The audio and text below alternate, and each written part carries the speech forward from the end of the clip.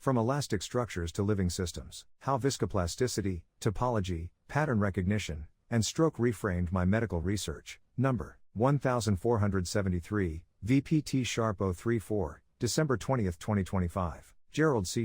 EclaireMD Foundation. Category: Self-reflection. Introduction. This article is a personal reflection on how my thinking evolved across engineering, business, medicine, and finally my own stroke recovery. It is not written to claim authority, seek recognition, or persuade institutions. It is written to clarify how a long intellectual trajectory finally converged. For most of my life, I worked on systems that failed. Some failed mechanically, some failed economically, some failed organizationally, some failed economically. Later, I studied systems that failed biologically. Only recently did I fully understand that. I had been studying the same phenomenon all along: time-dependent irreversible deformation under various sustained stress. That phenomenon has a name. It is viscoplasticity. Early foundations, elasticity, structure sustainability, and failure. For roughly 400 to 500 years, solid mechanics was dominated by elasticity. This historical fact is important. From Galileo through Hooke, Euler, and beyond, the dominant assumption in structural mechanics was simple: materials deform elastically, and if stresses remain below a limit, the structure survives. This worldview matched the engineering needs of its time. Bridges, beams, buildings, and ships were designed to avoid immediate failure. Time dependence was largely ignored. If a structure did not collapse, the theory was considered adequate. Plasticity, especially time-dependent plasticity, arrived much later. Although irreversible deformation was observed long before, it was not mathematically formalized in a usable way until the mid-20th century. By the early 1950s, engineering reality forced a shift. Aircraft, turbines, reactors, and large steel structures began to fail, without exceeding elastic limits. They failed because they flowed slowly. They failed because damage accumulated over time. This was not a failure of mathematics, it was a failure of mindset. Fluid mechanics knew this first. Isaac Newton identified viscosity in the mid-17th century. His insight was simple but profound: stress in a fluid is proportional to the rate of deformation. Viscosity was immediately accepted in fluid mechanics because flow is visible. Time dependence is obvious. Resistance to motion cannot be ignored. Solids hid this behavior. They appear rigid. They do not visibly flow on human time scales. So viscosity was conceptually assigned to fluids, while solids were treated as timeless objects. This separation lasted centuries. Norman Jones and the acceptance of plasticity. Professor Norman Jones at Brown University in MIT was among the pioneers who helped break that illusion.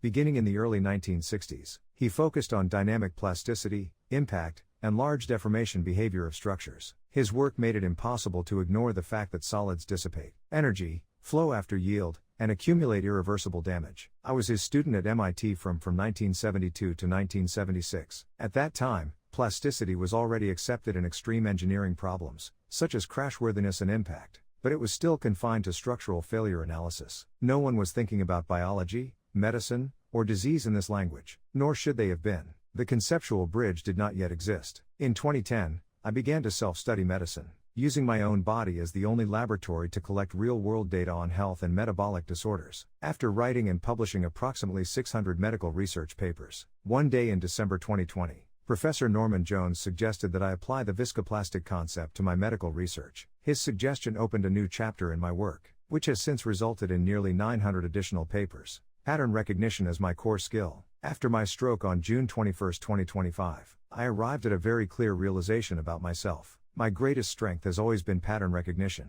Long before I consciously understood it, I built a multi-billion-dollar semiconductor IC design company in Silicon Valley, using AI-based algorithms. Despite never formally studying electrical or electronics engineering, this was not because I understood circuits better than the thousands of PhD-trained engineers I employed. It was because I could see patterns, structure, hierarchy, bottlenecks, connectivity, and leverage points faster than most people. I saw systems, not parts. I often sensed likely outcomes before detailed analysis confirmed them.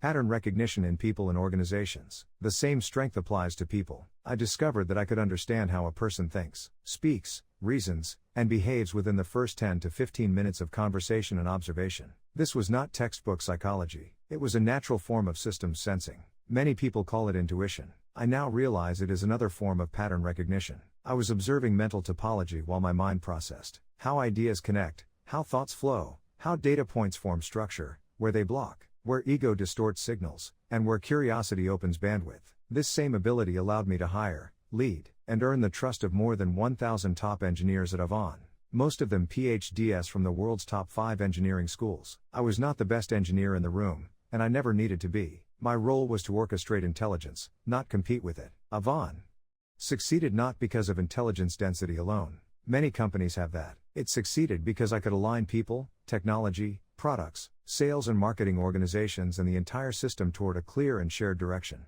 Medical research without medical training. Before my stroke, I used pattern recognition outwardly. I applied it to chips, companies, markets, people, Wall Street, and eventually to medical research. Despite having no formal medical education, I studied chronic disease the way I studied failing structures, looking for accumulation, thresholds, and irreversibility. But I had not yet explicitly named the framework. One unique and interesting outcome of my 16 years of self-studying medicine is that I can recognize and understand the meaning of many medical terms, yet I often cannot pronounce them correctly. This unusual situation comes from learning almost entirely through reading, without speaking, or hearing these words in conversation. The stroke did not create this ability. The stroke did not create this strength. It exposed it. After the stroke, my brain was forced to turn pattern recognition inward. Through neuroplasticity, new pathways formed. Along with them came a deeper awareness of how my mind actually works. Beginning in October 2025, I unexpectedly recalled topology, stochastic processes, and fluid dynamics that I had learned 5 or 6 decades earlier,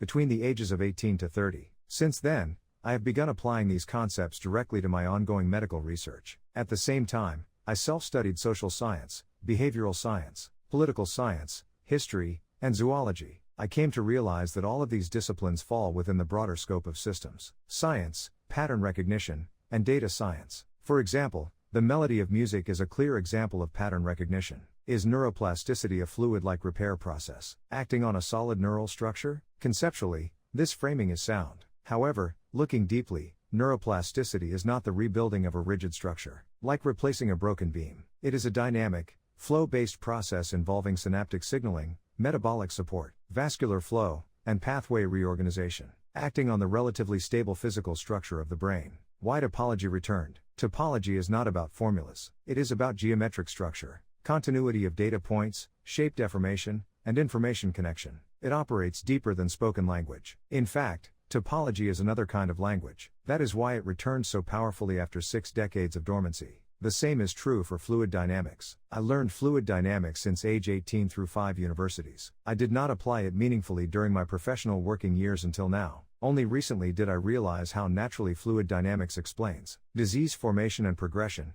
rather than focus only on the final stage of disease, near mortality stage, through solid mechanics. Solid mechanics describes what is already broken. Fluid dynamics explains how breakdown develops over time. What stands out to me most is my growing clarity through simplification. I am not adding complexity. I am stripping it away until only structure, flow, and pattern remain. This is how strong systems thinking works. My writing also reflects something important. Certain key ideas were never truly forgotten. They were dormant, like old files kept in a specific drawer. When the right biological, cognitive, and emotional conditions appeared, they reconnected naturally, such as through neuroplasticity after a stroke. This was not coincidence. It was pattern recognition reactivating itself. I am not forcing concepts together. I am recognizing that they have always belonged to the same system, simply viewed through different lenses. From solid VMT to fluid VMT. For decades, my work focused on structure, solids, irreversible damage, rupture, and failure modes. That focus matched the problems I was solving then.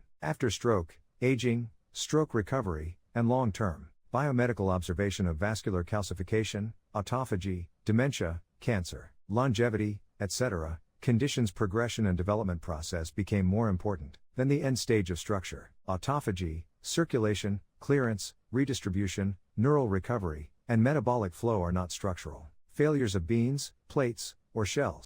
They are time-dependent fluid flow systems. To understand these processes, a fluid dynamics-based VMT view is required. A solid dynamics-based VMT view alone can describe final damage, but it cannot explain progression, recovery or trajectory. Why the same VMT equations apply? Viscoplasticity is not a material label. It is a behavioral law. It describes time-dependent and irreversible response under stress. That is why solid dynamics and fluid dynamics can share the same equations and numerical calculations. Strain rate and flow rate are mathematically the same quantity, viewed through different lenses. This rate of deformation, whether called strain rate in solids or flow rate in fluids, is the central concept underlying viscosity. The viscosity concept was first formulated by Isaac Newton in the 17th century at Cambridge University, the extension of rate-dependent behavior into solid mechanics, through viscoplasticity and dynamic plasticity, was later developed and advanced by Professor Norman Jones during his work at Brown University, MIT, and the University of Liverpool. Isaac Newton discovered viscosity and defined the linear relationship between shear, stress and rate of deformation,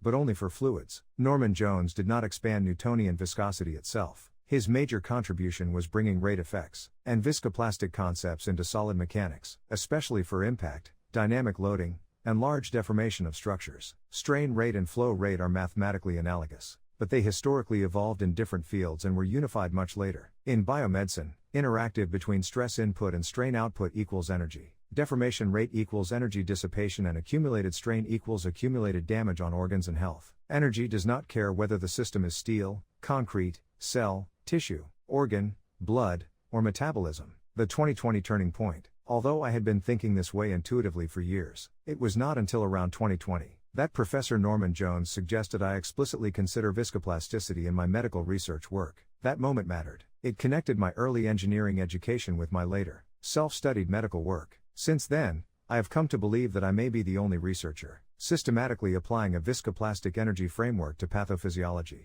related chronic disease, aging, cancer, dementia, CVD, CKD, neuropathy, stroke recovery, and survival from mortality diseases. Many researchers use the word stress metaphorically. Some apply viscoelastic models locally. Thus far, I am not aware of anyone else treating disease as a system-level viscoplastic energy accumulation process. Why medicine missed this? Medicine has historically avoided irreversibility models. They are uncomfortable. They limit optimism. They force acknowledgement that damage accumulates, even when numerical values of biomarkers appear acceptable. The most important reason is that mathematics and physics have not been designed as essential components of the standard medical school curriculum. Engineering accepted this reality decades ago. Medicine has not. What changed after my stroke? What changed after my stroke was not my ability, it was my awareness of it. That awareness is now redirected away from building companies and toward understanding life, health, recovery, and survival. This is not a downgrade, it is a refinement. Why I share this publicly, I have also come to understand how important it is to maintain a compassionate heart toward people in need. After achieving financial success from selling my semiconductor company, I continued to live a frugal life.